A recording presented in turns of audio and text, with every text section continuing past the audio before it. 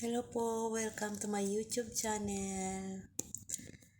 May tatanong lang po ako sa mga pareho ko pong nasa 40s na. Kasi po, meron po akong nararanasan sa ngayon na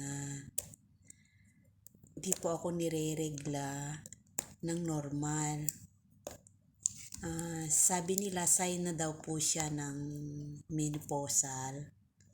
Kasi po ano na ako, 46. So, normal lang po ba yun? Kasi last February pa ako niregla. Ano na ngayon? So, parang umabot na siya ng magti 3 months to 4 months. March, April, May, June. June na ngayon. So, worried po ako. Kasi sabi ko, if menopausal yun, bakit umaabot na siya ng magpo 4 months na? Kaya sabi ko, baka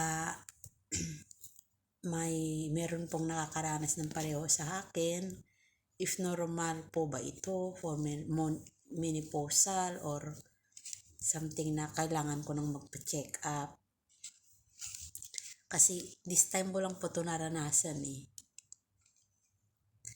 Sa mga nakakaalam po, please comment down po para alam ko po yung gagawin ko. Salamat!